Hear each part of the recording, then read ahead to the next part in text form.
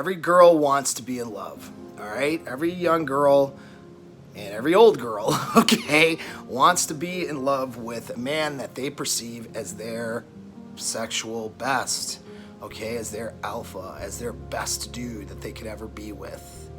And they give up on it and they pursue another strategy that is guaranteed to set them up for complete failure. And that's not just failure in their 20s or in their 30s, but failure for the rest of their lives. And they grow old, they die alone, or they die with somebody that they're not that happy with. Most girls, young girls, are not going to grow up and have their dreams or their dream scenario. And their behavior is a big part of the reason why. Okay, it's not men, it's not, anything else other than their behavior, but of course they're being told lies. I've seen women in tears of happiness because they never thought they could have what they have. You know what I mean? And that's something to be said, right? I mean, that's something that that's something that's pretty serious. I've talked to elderly people. That was a big one too. Talking to elderly people, elderly women, who were married for a long time, and they were part of that 10% that were able to be happy in a relationship with somebody for 30, 40 years or something. Tears of happiness, and feeling just an immense amount of gratitude. Most usually it's like after their husbands died and stuff, right? Immense amount of gratitude for having found that match and having lived that dream that 90% of young girls will never live out. What's a girl supposed to do? Because let's look at it. Guys are assholes, all right? A lot, in a sense. Their guys are beta. They're not on top of their shit. They're not on their purpose. They're not, and the ones that are very discarding. The grocery list of women that suck and can't do relationship is pretty damn high, okay? But the grocery list of men that suck too is pretty damn high. That being said, there's not a lot of good choice, especially with society feminizing men, making men unattractive. They don't have that choice, they don't have good choices. And they're not even sure what a good choice is. That's the big part of the problem, right? So, what's a girl to do?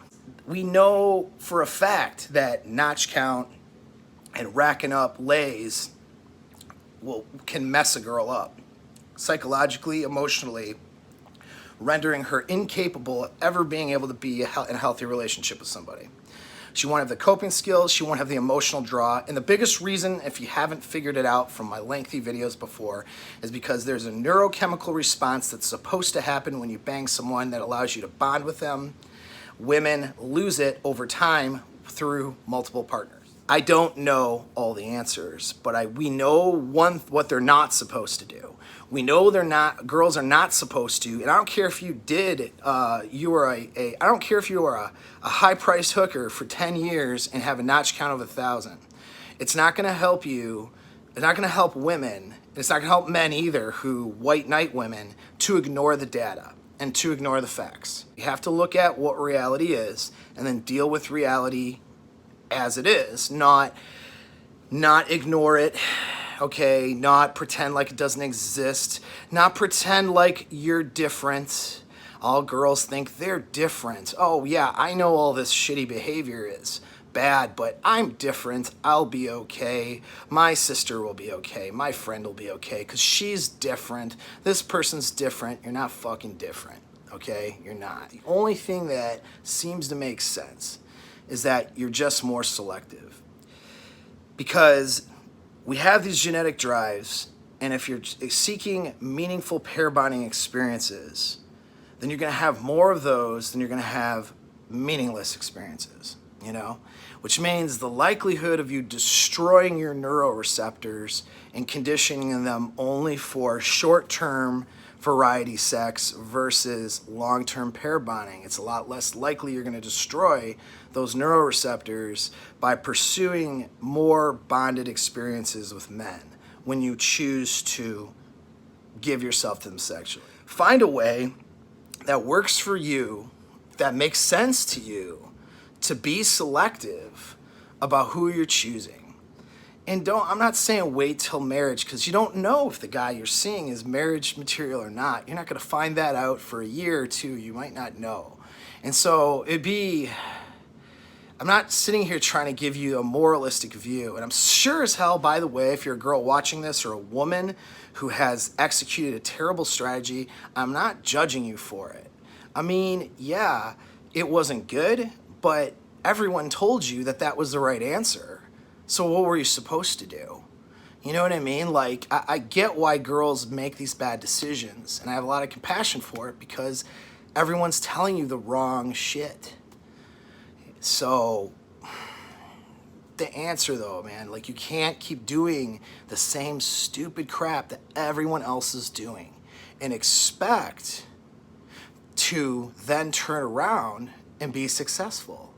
87% of relationships are not happy after the 8-year mark, and most relationships are ending in a breakup or a divorce. Very few people, well, 13% to be exact from the study anyway, that's it. So if you want to be part of the 13% that has the dream, you got to do something different than what 87 to 90% of everyone else is doing. I'll say more like 90%, because some of those people most of those people who are happy because of an accident. They didn't know what they were doing. You just got to ask yourself. I'll conclude this video. For those of you who made it this far, again, I'm glad you did. This is for me and my conscience, because I know not very many people are going to watch this. And I put this information out, and people don't fucking listen to anything I say. And I know I'm right, which is sad. It's just sad. It sucks. You know, I wish more women would listen to what I have to say, because more women would be happy if they did, you know. But I'll conclude it with this. I mean, you got to ask yourself what it is that you want. What's your dream? What is your dream, you know? And your dream isn't to go on a train ride at a party. Okay, I'm sure it's not. Your dream is probably not to do some of the crazy ass things that you're going to decide to do for fun because you've given up on your dream. You know, I mean, when you were a little girl and you thought, you know, when you started thinking about boys, started thinking about maybe what it'd be like in your future, what'd you dream about?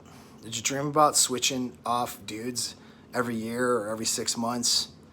You know, did you dream about cheating on the guy you're with? I mean, really, what was your dream? Because I bet you it wasn't those things. These are behaviors people do when they give up on their dreams. And the more you feed those other behaviors, you got a lot of instinctual drives that'll take you in a direction, and you'll never come back from it. So if you've done all of those behaviors before, don't give up. If you haven't, don't start. And just start seeking out meaningful experiences. I don't care what those look like. You know what I mean? What if you sleep with a guy, it only lasts a couple months, but it was meaningful and you were pursuing a meaningful experience, but you know, something happened or whatever, and he just and it didn't work out. God, that's okay. That's going to happen. That's a hell of a lot better than finding a bang buddy because, you know, you haven't had it in a while, or, oh, I'm tense, and your girlfriends that work with you tell you, oh, you just need to go get some dick, girl, or whatever. Oh, here's this, you know, fuckboy, you need to go get with this guy. I mean, ask yourself what it is you want, okay? And I'm not going to do this video again, probably not. I'm not going to do very many of these, so this will get buried in my channel. But those of you guys who think this is important, you better save it. You better save this link. Better share it with your daughters. Better share it with your nieces. Better share it with young-ass girls. Shit, share it with these single moms that some of you guys are dating. But really, you know what I mean? Share it. Because some people will never fix themselves and they're already screwed, but maybe some of the younger, you know, younger kids, you know, that are kind of coming up can do something a little bit different. Maybe we can change that stat. Maybe it's not going to be 13% only that's actually happy after 8 years of a relationship. Maybe it can be 20% in a couple years. I'm not optimistic about that, but I'm not gonna give up on trying. So thanks again for listening, watching.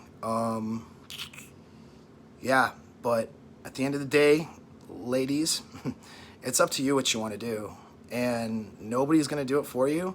Nobody's going to save you, okay? You're responsible for your own decisions, whether society wants to treat you as such or not. Thanks again. Thanks for watching.